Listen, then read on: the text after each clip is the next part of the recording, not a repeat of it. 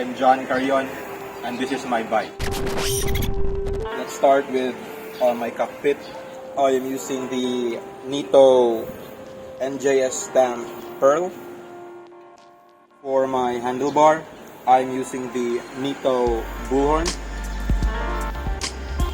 with generic bar tapes and physic bar ends. And for my headset, I am using the Rinpoche threaded headset.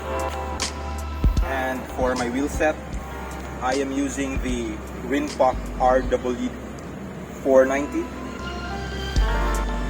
Rinpoche polished rims laced on a pillar bladed spokes and Rinpoche sealed bearing house. For the tires, I am using the Kenda Criterium 25Z1, and for my interiors I'm using the Kenda interior.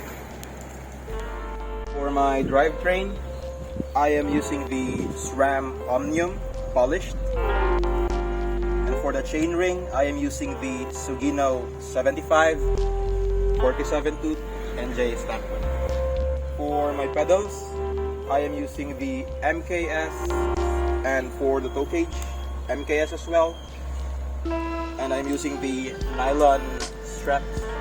For my seat clamp, I am using the stock seat clamp for my frame, and for my seat post, I am using a 27.2 Corelli Aero seat post, and for my saddle, I'm using the Cashimax nylon saddle.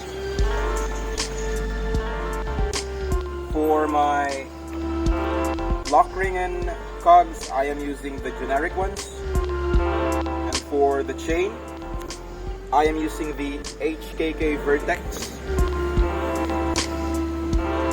My gear ratio is 47:19.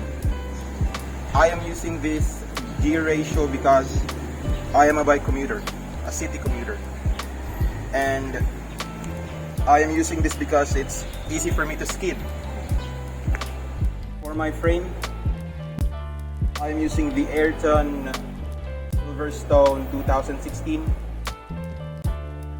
Frame size is top tube is 51 and seat tube is 55.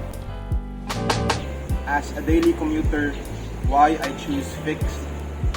Because dali, ragid kaayo siya dadon. And aside from that, though medyo lisod siya as a beginner, but eventually makatunan na nimo ang unsay fundamentals niya, dali na lang gid kaayo siya. And aside from that, mas low ang iyang maintenance, unlike sa uban na ay levers and calipers and wires whatsoever sa ilahang bikes. Mas gamay ra gid ang iyang maintenance magasto nimo. Though sa una lisod gid kay siya if dili gid ka kamao mo skid para sa iyang brakes, but like what I've said, eventually makatunan na nimo siya as a daily commute. If mag daily commute mo gud ka using fix, medyo mentally sharp ka because though ang imuhang pedal stroke magsige lang siya tuyok, so ang imuhang huna-huna advance na gid kadaan, labi na muliko ka or nabran kay mga crossing na labangan, magdako na imong huna-huna daan nga naagi mo kalit lang og sulpot, so muminor na lang jud kadaan, unlike man gud sa na ay lever and calipers na bikes, magsalig man gud ka na if naa na diha so timong tungod ang disgrasya para na lang ka mo brake. So that's why I choose fix. As a bike commuter, ang ako ang daily struggle sa dalan is ang ubang road responsibility sa ubang road commuters, especially motorcycles, taxi drivers. Lisod man good kayo siya na naalang imo kalit og hunong sa imong atubangan, overtikan ka, then mo palit lang og gawa sa motor. So mao gyud pinaka lisod gyud as a commuter sa dai. Especially magbike ka. For the fixed gear scene diri sa Cebu,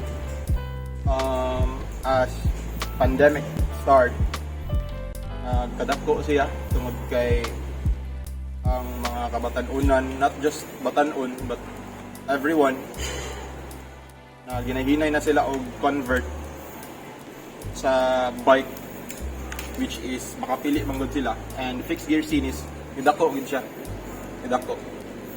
Dili lang kay ninyo siya makita but idako fixed gear.